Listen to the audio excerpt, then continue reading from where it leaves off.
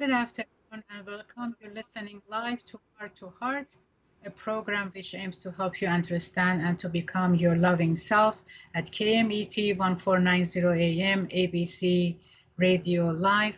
I'm Dr. Mitra Rashidian.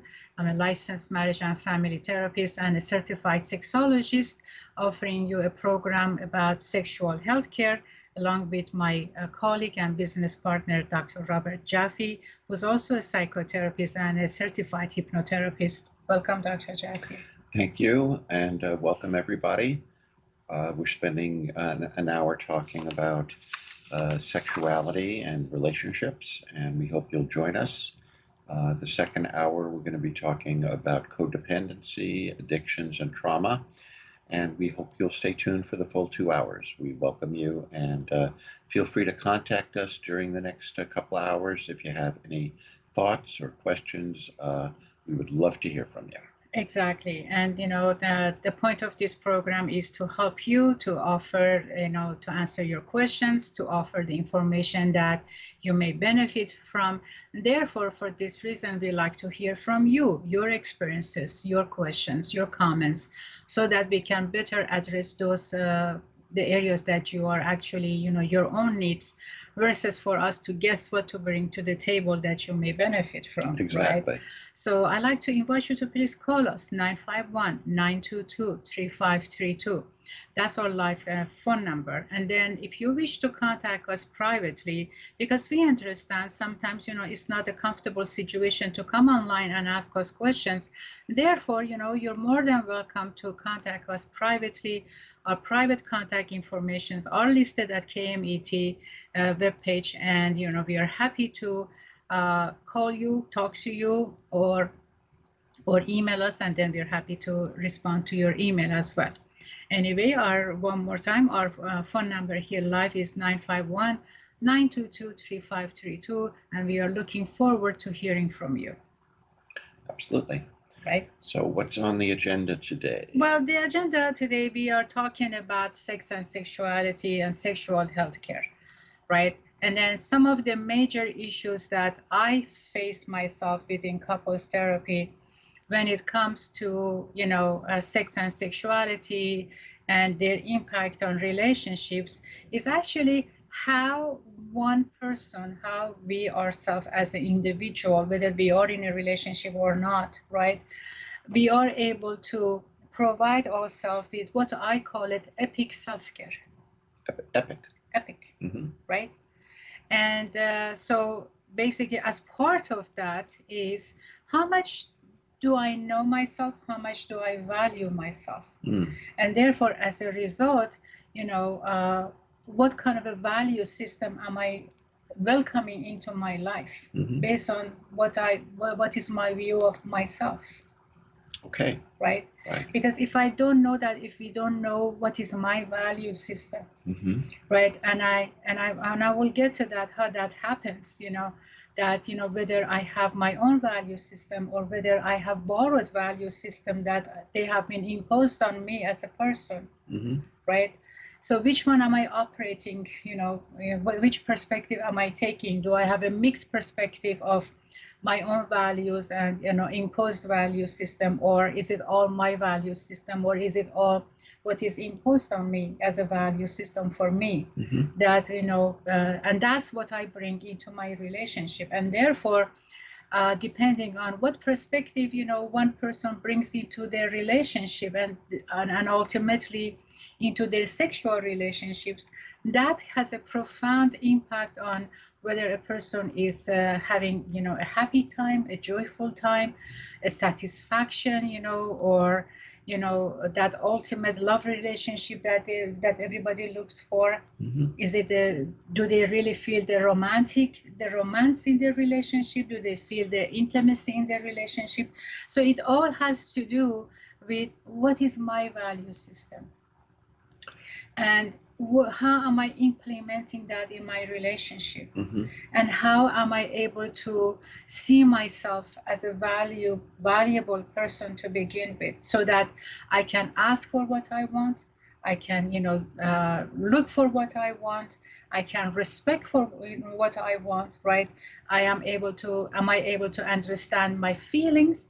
And if I am understanding my feelings, or am I not able to understand my feelings? And then when I do, am I respecting them?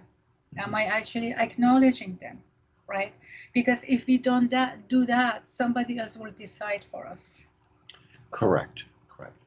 And the more that you know how you feel and why you feel what you feel, right, the easier it is then to decide whether you want to compromise. And if you do want to compromise, how much you want to compromise. How much you want to compromise. I know among my couples, I see many of them compromise. They go through so many, inhibitions. They go through so much of secret keeping. They go through so much of a not sharing. There is so much of a anger. There is so much of a pain and so much of a, aggression, so much of disappointment, so much of, I don't know what to do with this situation. I'm tired of dealing with this situation. They go through all that pain and suffering, but they're not looking at, why this is happening. And one of their main reasons that happiness is not happening for them is because they are not aware of, their own value system. And what they do automatically, they believe that, this is how it is, right? This is how it's supposed to be, right? So how do I know that when a person, an individual, or a couple don't know their value system? It's very simple question, very simple comment that they make, and I just said that actually now. Well, that's how it's supposed to be. So when they say, well, this is how it's supposed to be, for example, a very basic example of that is men are the provider, women are the receiver, and the caretaker at home, right? So that's the message, that this is how it's supposed to be. This is what the expectation is. This is how, everybody else does it. This is how society looks at it. Well, that actually may be true. I'm not saying that this is not true, but the reality is, if a couple is unhappy, if an individual in the relationship is unhappy, it's because they are operating from the perspective of imposed value system as part of who they are, where in fact, that's not the reality. So if they are unhappy, so they need to ask themselves, what is it that I believe in? What is it that I value? Why what is common among most couples or in society is not working for me? And that's okay to say. That's okay for us to give permission to ourselves and acknowledging, what is working for me, what is not working for me. And we really don't need a reason to justify it, right? Because if something is not working for me, it's just not working for me. And unless, of course, we need to always consider that what works for me is not harmful to somebody else. So that's given, right? I'm not talking about that part of being selfish, actually, because that's a definition of selfish. If I want something at the cost of harming somebody else, that is selfish, right? Okay. Well, I think I think it's the people usually attach a judgment to selfish, right? And people, when they attach a judgment to it, are basically saying you're overly selfish. Because the truth is, as human beings, we are all selfish, and we are all unselfish. Right. We have both those qualities, and that's just part of being human.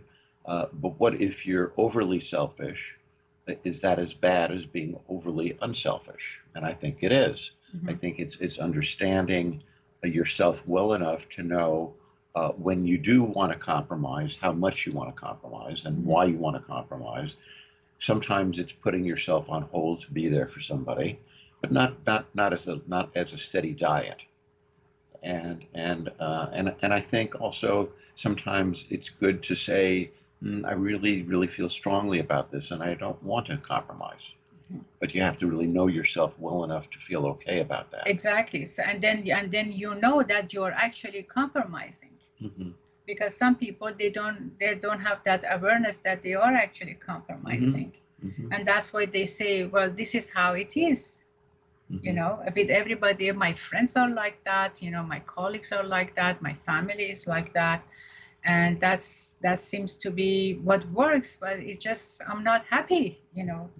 Well, you know, a person is not happy because what is common or what seems to be common, and sometimes many people suffer, but they compromise and they don't talk about it because they think that's the norm to follow, right? So that's how we end up in a community that many people are unhappy, but they live anyway, right? We see, you know, unhappy couples, you know, go to bed. We see unhappy couples wake up. Children, they see the unhappiness on the, you know, facial expression of their parents, and they get used to that. They think that's normal, right? Well, in fact, is that it is not normal because, you know, we need to, you know, value ourselves and decide what is right for us. Right. Exactly. Right. Yeah. And, you know, people may ask, how does it start? Right. I believe it starts with believing that each and every one of us is valuable. I agree. Right. I agree. Yes. And that is a very powerful belief that people give lip service to. Exactly. But what does it really mean to say that I am valuable or you are valuable? Right. You know, and who decides what is the value Yeah. at what level? You know. Yeah. So when you say each and every one of us is valuable, to me that is a spiritual perspective. The ego is not necessarily on board with that. Right. The ego really thinks that that everything is about money and power, and so when the ego gets its way, the ego then says, "I'm more important than you because I'm a doctor and you're a nurse." You know, I'm more important to you because I'm an attorney and you, you know, you run a 7-Eleven. Yeah, actually, I do have a couple like that. That one of them, he has a professional degree, and then therefore that gives him the right to believe that he's above and beyond everybody else. So not only in the area of his profession, he's that way, but also he gives himself permission to act like an attorney, act like a contractor, act like a banker, act like a stockbroker, act like a, you know, a travel agent, act like a butcher, act like a chef. You name it, you know, he feels that he is superior enough that he can comment and make other people wrong if they don't follow his advice. And I actually, you know, we had this discussion, you know, the other night, and I said, and then he's angry because sometimes, you know, most of the time people don't fall into his trap, and he feels that he's been disrespected, right? So the other night we had a talk, and I said, well, the reality is that he actually has pretty good points in whatever he brings to the table.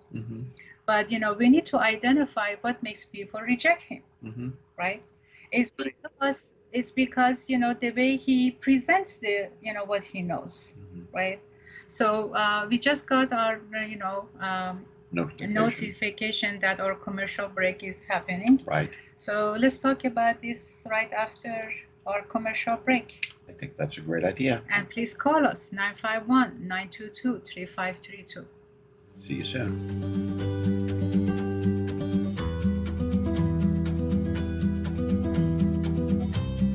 Here for you.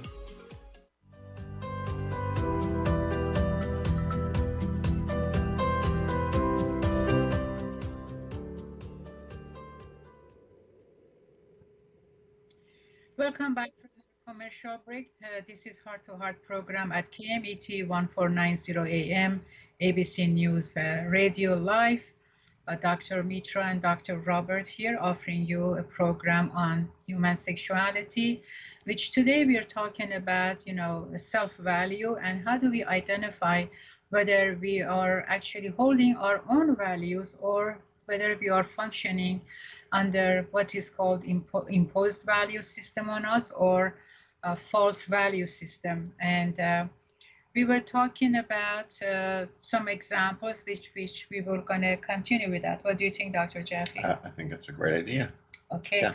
great. So the story was that, this couple that I'm working with, the client, the male client, because of his professional degree, he believes that he knows everything, and he needs to, anytime he faces a situation that somebody needs help, he states his opinion, and actually he enforces his opinion.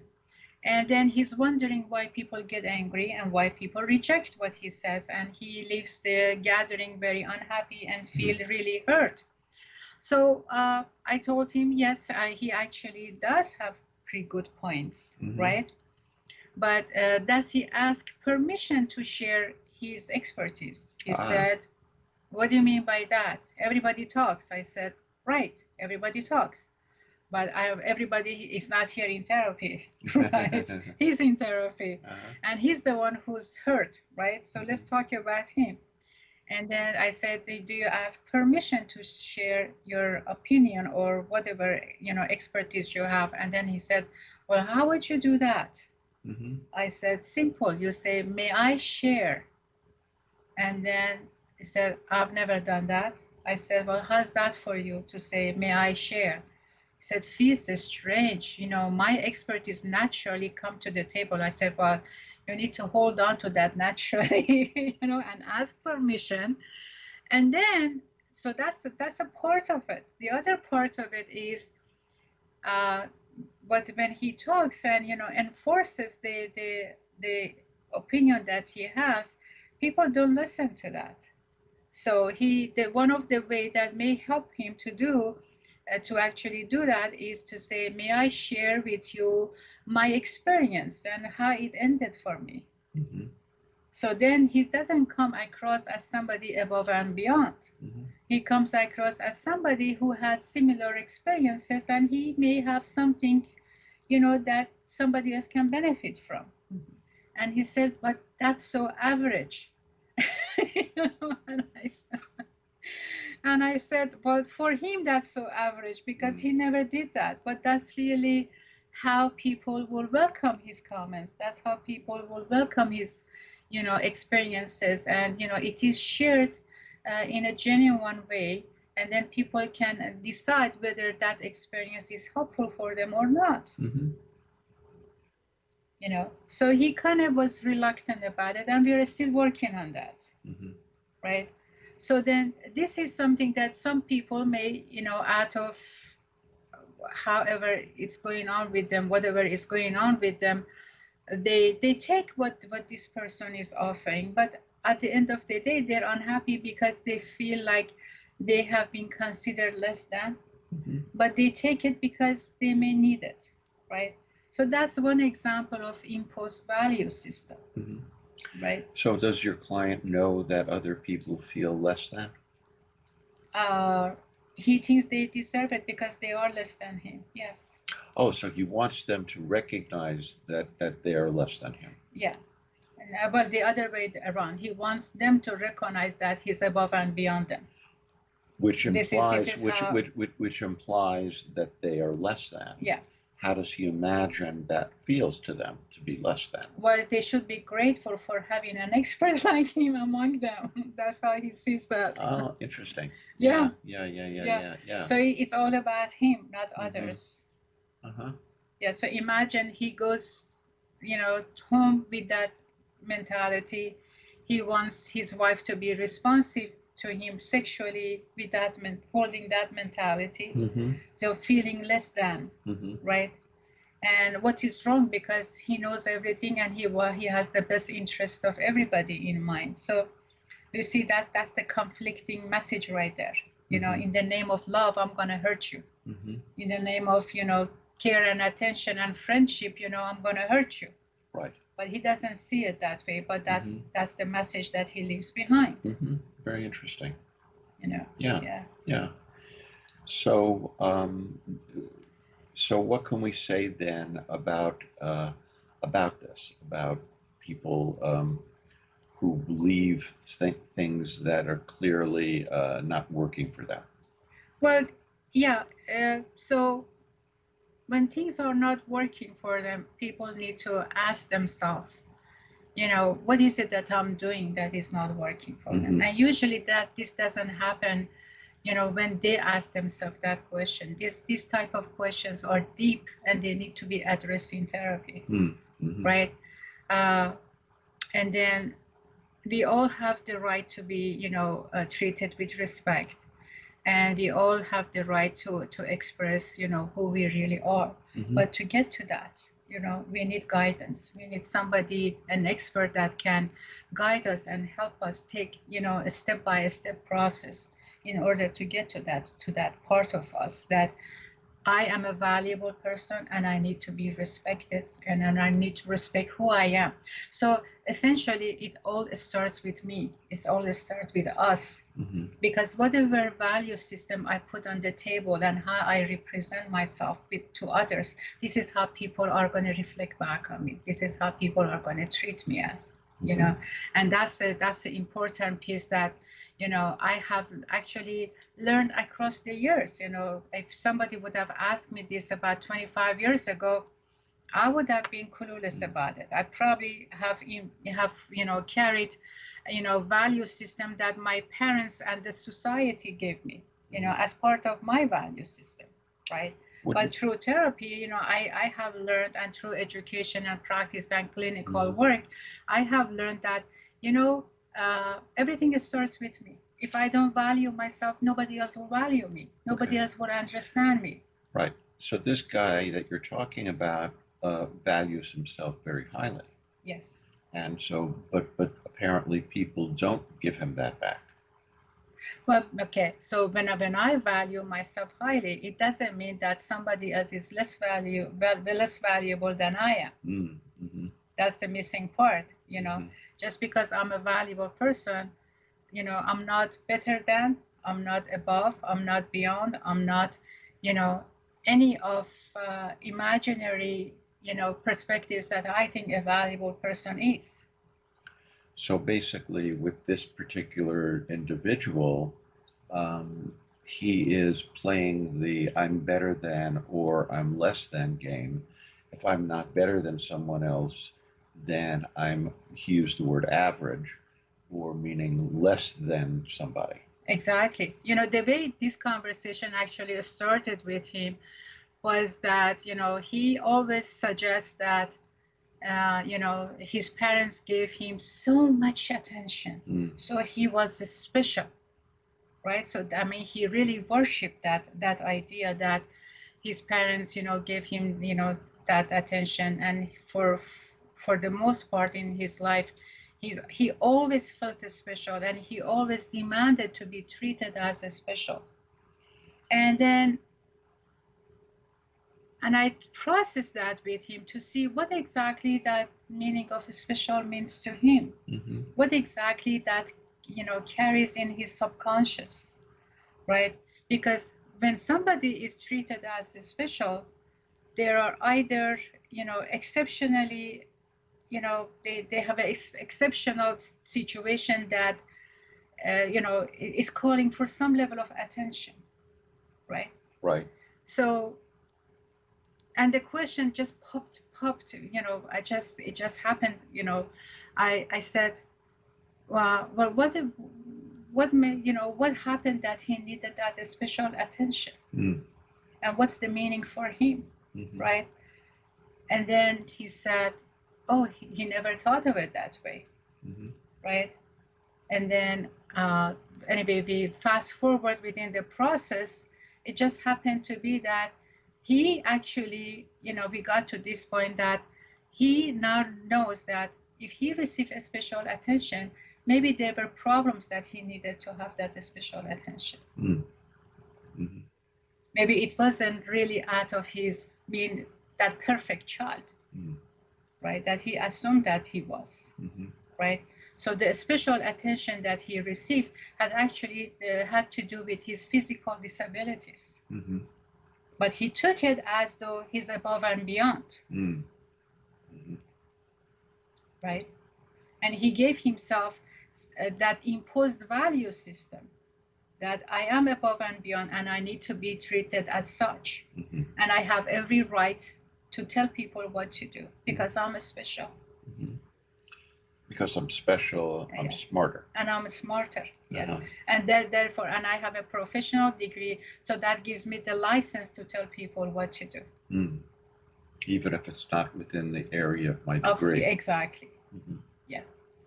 So does he tell you how to run your therapy? Absolutely. Mm-hmm. He does. Mm-hmm. The minute I want to say something, he said, I disagree with you. And I say, hold on a second. You even haven't heard half of what I'm saying. So how can you disagree? He said, I know what you want to say. And I say, okay, you write down what you think I'm going to say. And I'm going to write down what I was about to say. Let's compare them. Mm-hmm. So that you can see whether we have a similarity here or whether, you're just assuming. Mm-hmm.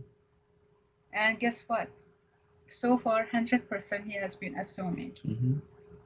And then he says, are you sure you're not changing your words? I said, well, we're writing it together, so how can that be? Mm-hmm.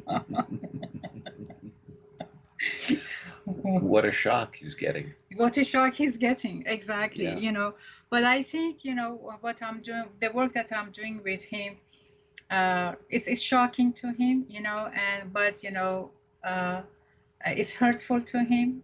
He's really hurting to realize that the special attention that he has received actually has to not to do because he's an exceptional kid.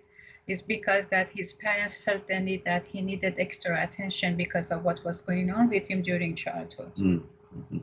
Right? And the fact is that he really is not, above and beyond anybody. Mm-hmm. And he's as normal as an average as most people that we are. Mm-hmm. There is no measure to say how much value one has, right? So either we assume the imposition of value system and we live under that assumption, or we actually at some point in our life we have to kind of pause and ask ourselves, if I'm not happy, why is that? Well, I think people ask that all the time. But they don't get help for it. Well, I think they ask, why is it? But I don't think that they focus on anything that they're doing mm-hmm. that is creating the unhappiness. I think it's mostly outer focused. Yeah. So I'm unhappy because my boss doesn't like me. I'm unhappy because I worked really hard and I didn't get that promotion. But these are the conscious rationalization that we make mm-hmm. for ourselves, mm-hmm. right? But if my boss is not treating me unhappy, then I have to ask myself, what keeps me in that job? Mm-hmm. For example. Right. Is it because I don't feel I'm competent enough to find another job? Mm-hmm. Is it because, I feel victimized? Is it because I don't feel like I can measure up somewhere else? Is it because I don't have the courage to leave? There are so many if right. they are there that, it's harder to ask those questions and put myself through a challenge versus, just staying at the job and hope for the boss to get better. Mm-hmm. And then, usually in these scenarios, the employee is going to provide more, is going to work harder, or is going to just, get flowers for the boss, get lunch for the boss, get gift for the boss, or do many, creative stuff to get the attention. But the reality is, none of that is going to change the boss who is the way they are. And, one needs to ask, themselves, what makes you stay here? Mm-hmm. And get abused and be abused. Mm-hmm. Mm-hmm. Yeah, and I think most people, I don't know about most people, I'm going to take that back. I'm going to say a lot of people do have fear about leaving their work and finding something that perhaps is even less acceptable. Right. So they put up with things that are unacceptable. And they feel unhappy, but they also rationalize to themselves that it's the best that I can find, for a variety of reasons. Right. Yeah.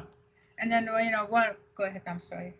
Well, no, I was going to just say that when you rationalize is actually two words. It's rational lies. Yes. Rational lies. Exactly. Yeah. Yes, that's a very good analogy of the word rational. I like that. Mm-hmm. And then, some of what people, now that we're talking about job, don't leave their current job, even if it's a hostile, abusive environment, it's because they're so attached to what they have as a result of having that job and the income that they have, that it is like, they can't let go of the house, they can't let go of the expensive car, they can't let go of the paycheck that comes in, every 2 weeks or every month. It is as though, somewhere else they're not going to get a paycheck, and then, their life is going to be jeopardized, Mm-hmm. But they rather have the paycheck than happy life somewhere else. Right. So the reality is that when we feel good about ourselves, we usually make much better decisions for ourselves. And that's where we get the big benefits, when we are happy and we can, decide for ourselves. When we know our value system, that's when, we can look at our choices. Yeah, it's an interesting thing too, I think, because I think a lot of people don't understand that they have choices. Right. So when we're doing something over and over again, it's sort of like the definition of insanity, right? You do the same behavior over and over and you expect a different result. So if you do the same thing over and over again and you're not getting the satisfaction, the happiness, the joy, if you're not getting that, but you continue to do it, then you are basically acting in a crazy way. It doesn't mean you're crazy. It just means you're acting in a crazy way because you're expecting things to change without you changing. Exactly. Yeah. Right. So when we know our value system, guess what? It's going to impact our relationship and it's going to impact our sex life. So let's talk about that after our commercial break. Sounds good. Okay. Afternoon beginning at 3 p.m.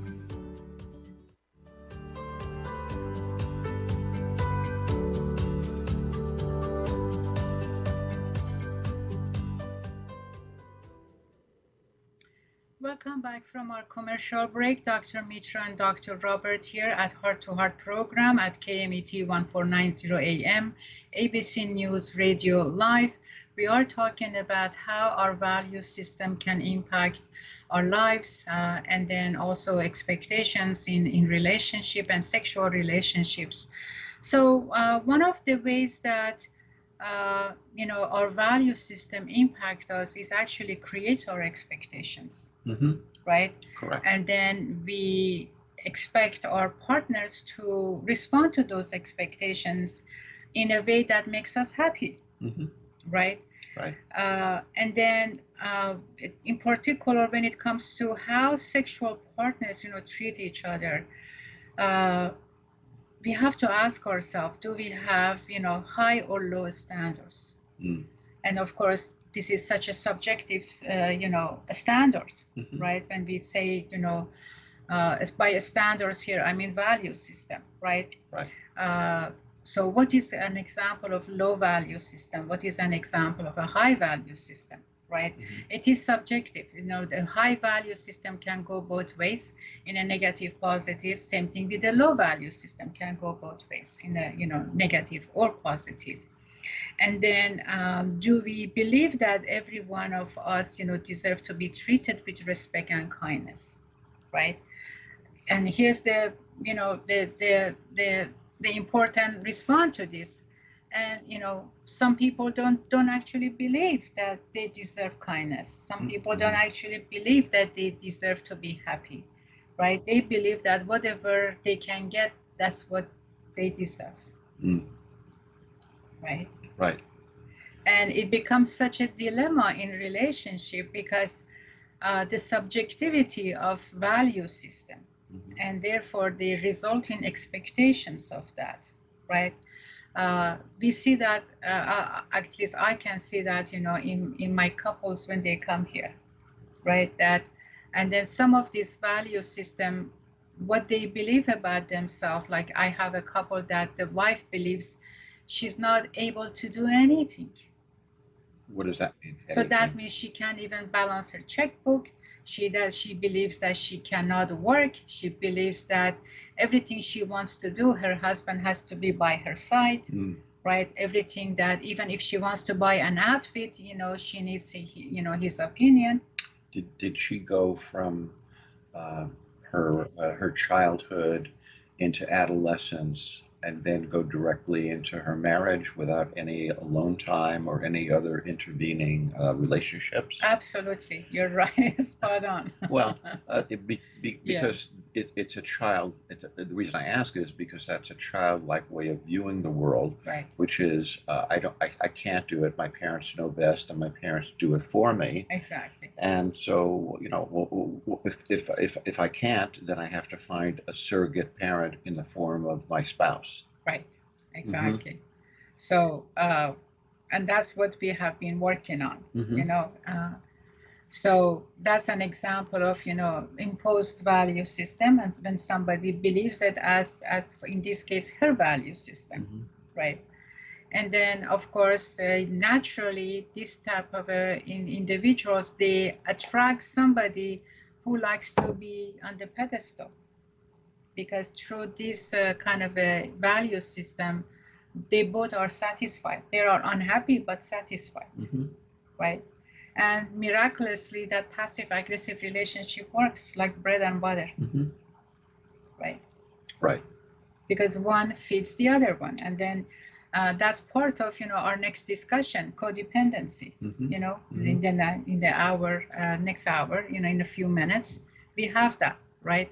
So when we look at exactly what keeps us to have a value system that's not working for us. And some, they have this belief and assumption that their value system is working for us, working for them. But at the end of the day, they don't have that satisfaction, that inner satisfaction that they want. They don't feel it. Right. So that's another indication that regardless of the success that they have, regardless of whatever high standard lifestyle that they have, if they are not happy, then there is something wrong with the expectations that they have resulting from their believed, or internalized value system. Right, and again, I think we have to talk about people who are outer focused versus people who are inner focused, because the more outer focused you are, the more you feel as though the things outside of you are in control of your life, and so life throws you these different things, and you have no choice but to accept them. And of course, there is some truth in that. It's not like that's not true at all. Yes. But it's, but when you believe that to the exclusion of I do have control over my responses to things, how I think about things, and how I deal with things, and when you put those two together, you have somebody who has a realistic outlook on what life is, rather than someone who's believing that I'm at the forces of these things that just happen to happen, And then there are people who take too much responsibility and feel like they should, and I'm going to use that word. It's a word, actually. When I say should, it's a word that I discouraged my clients from using. I say there is big brother should, and his little brothers would and could, because the shoulds are never what is. So, and you can never go back and should have done anything. And it is associated with shame. And it's associated with shame, right? So, to the extent that that people don't understand what they do have control over and what they don't have control over, it's a setup for disappointment. It's basically, and I said this to a client this morning. I said, do you know what the Serenity Prayer is, right? The Serenity Prayer is, God, grant me the serenity to accept the things I cannot change, the courage to change the things I can, and the wisdom to know the difference.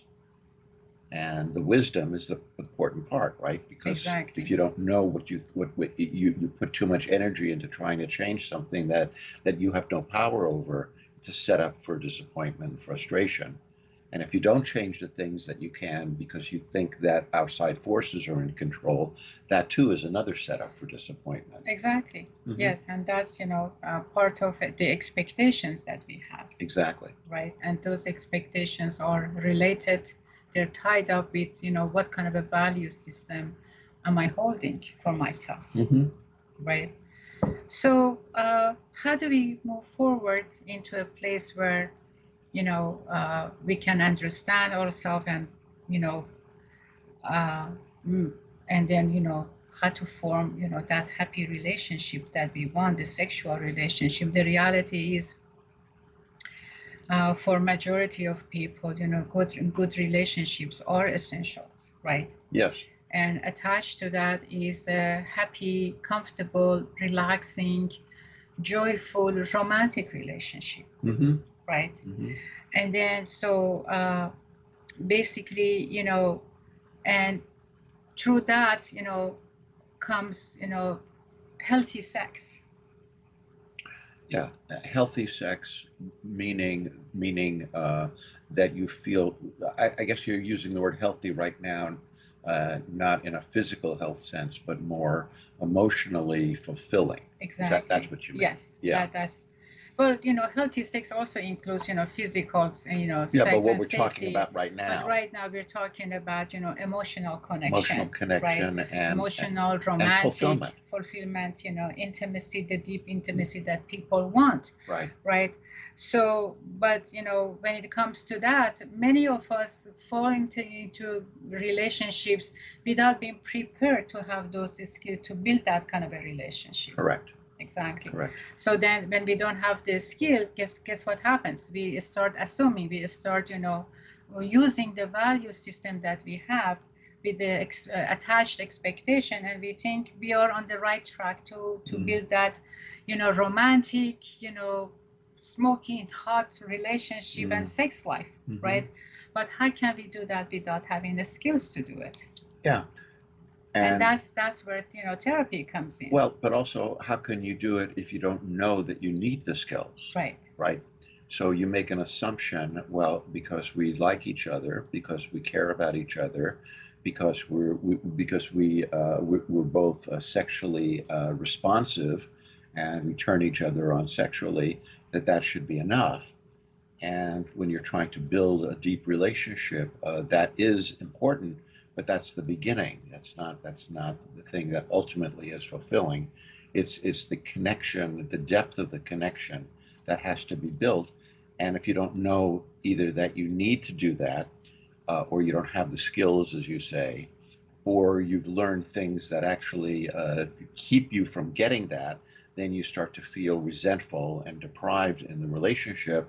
And a lot of people don't recognize that they have a part in it. They keep blaming their partner. Oh, absolutely. I mean, most of my clients, when they come here, the couples, they just blame each other, that, oh, he's doing that or she's not doing that. I actually, have a couple that the husband always, for his sexual dissatisfaction, blames his wife. And she's cold, she's not active, she doesn't initiate. And I said, well, let's just, take a look at him and his value system and his expectation of what sex should look like. What is it that he wants from sex? And he said, what do you mean? Sex is sex. I said, now we have a discussion. And then he tells me, well, he feels more comfortable to talk about sex with a man.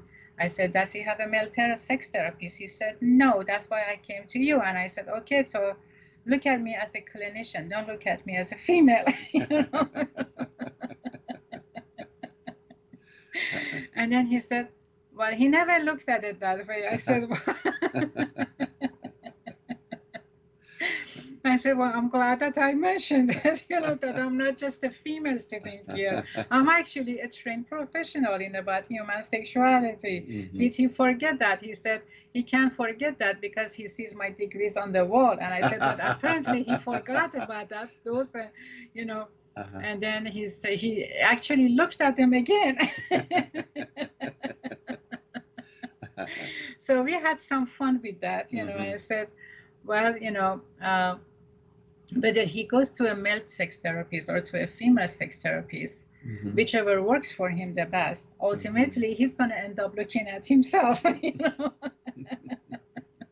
And the reality is that he has certain, beliefs about, female sexuality and Yes. and himself as a man, Yes. that they are not connecting with each other. Yes. And then when he's unhappy, the expectation is that his wife to measure up to his standards. Right. And Right. then the reality is also she has her own standards, and these Mhm. standards have never been talked about, have Mhm. never been compared, have never been, understood, have never been discussed, have never been aware of, so many things. He just, sex naturally happens. Yes, that's true. And that's instinct. That's not making love. Mhm. Right.